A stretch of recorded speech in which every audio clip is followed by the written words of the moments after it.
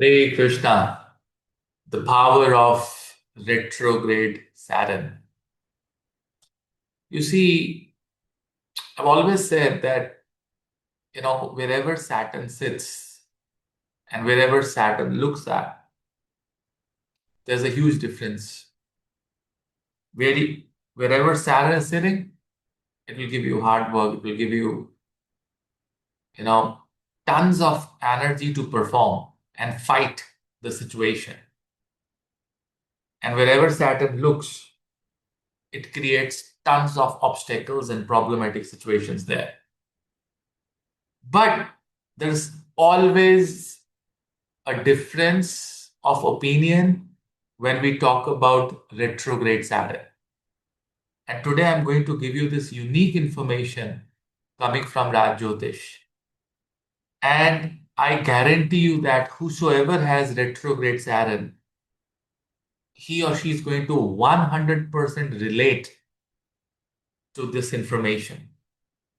And this information will also become a great motivation for every single person who has retrograde Saturn. And also, when you have retro Saturn in the transit, you can still relate to this particular information. You see, Vakri or retrograde Saturn is an astronomical movement where planets move in the pin shape movement, and it appears to be going back. I'm using the word appears. So you have tons of videos on YouTube to find out how a planet goes retrograde. Now, whenever planet gets retrograde, especially if it's a Saturn, I personally consider it that he's giving you a Raj Yoga there. Now, I'll tell you what kind of a Raj Yoga. I mean, Raj Yoga is a very elaborated definition where there is a combination of a sign of planets, then it becomes a yoga, and then it gives you, results in his dasha or antardasha, along with the position of dispositor.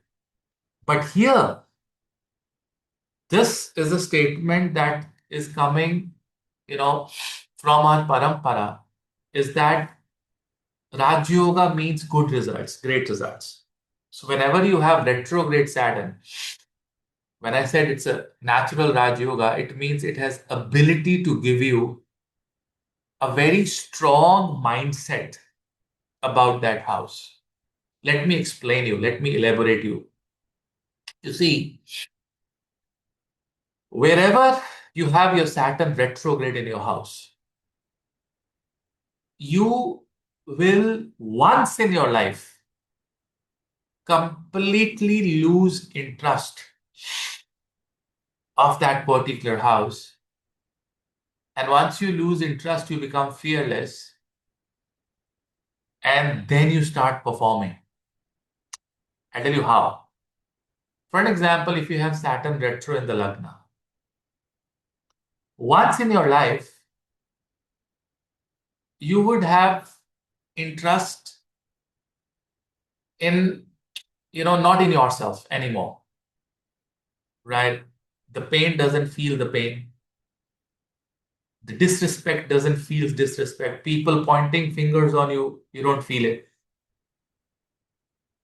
And then you come out as a personality which is unaffected from any situation. You become immune about your name, fame, about your aura, about the way you carry yourself. You don't bother. And that's what all our shastras and everything is saying us. That's what all the, motivation, speakers are trying to say, that you don't have to worry about what people are talking about you. That's what Saturn does in the Lagna if retrograde. And then once you become that kind of a person, you 100% is ready to, give your best, because your focus, your energy is not wasted on what people are saying about you, or what people are thinking about your image, about, you know, your personality. You said, I damn care. What I'm doing is let me just focus there. I've seen people,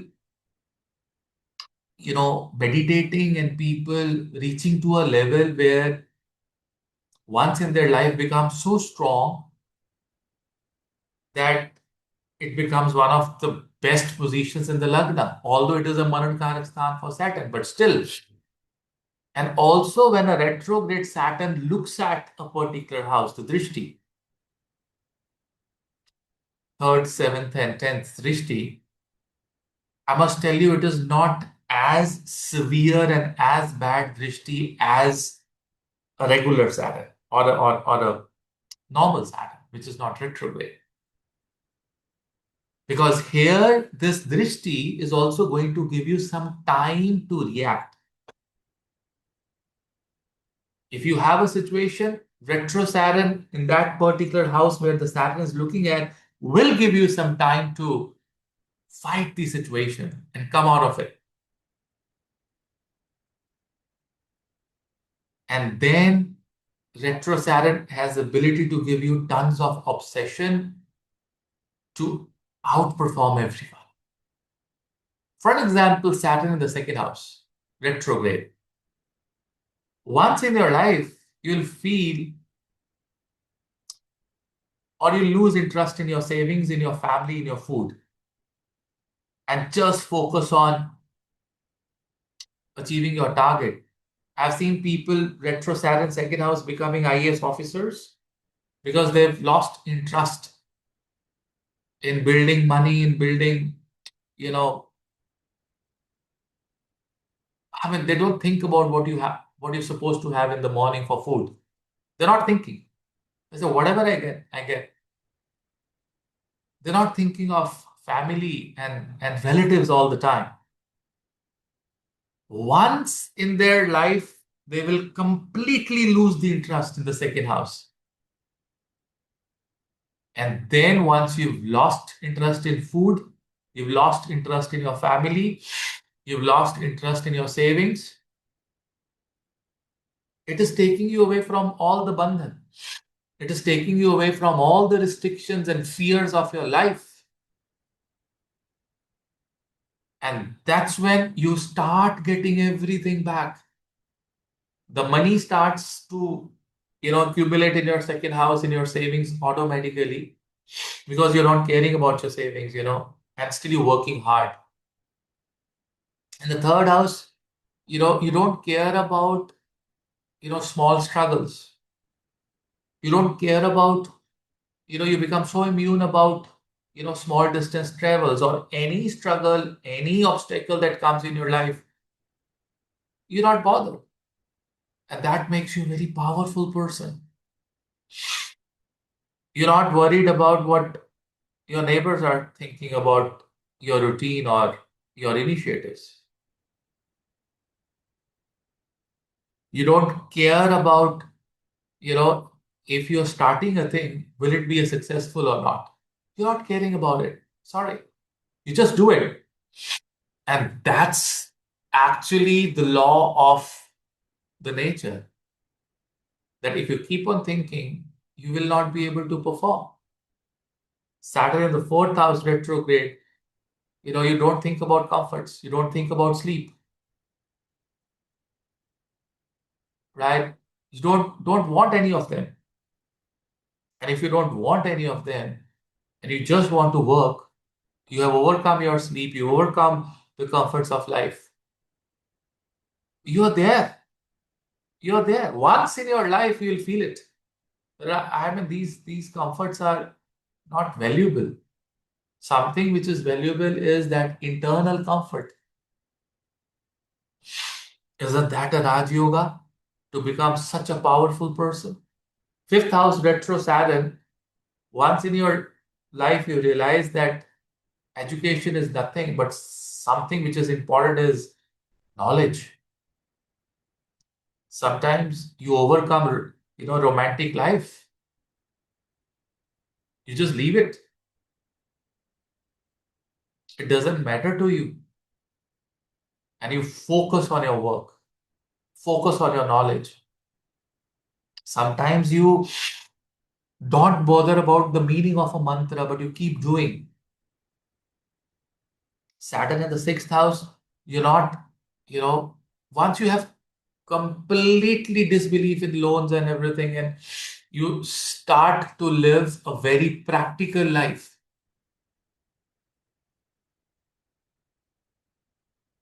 I've seen Saturn in the sixth house retrograde people healing themselves automatically and not believing in any treatment, and they're successful. They're very, very successful there because you have that ability to fight and win alone. You don't need any support with retro Saturn in the sixth house. Retro Saturn in the seventh house, about partnership, about marriage. You're fearless. It has given you ample time in the seventh house that to think about that. Hey, this is where I can live without them, and all I have to do is work. Because Saturn will make you work wherever it sits. Now think about a scenario that you are not binded by those relationships in that particular house. Third house, fourth house, seventh house. You're not binded. You don't believe in them anymore. It doesn't mean that you don't respect them. It doesn't mean that you don't value them, but it means that from deep inside, you live with them and yet very, very strong and isolated. That's what, Bhagavad Gita says that, you know, you have to leave more. You have to leave that internal want. And that's what Saturn retrograde gives you. You just get away from it.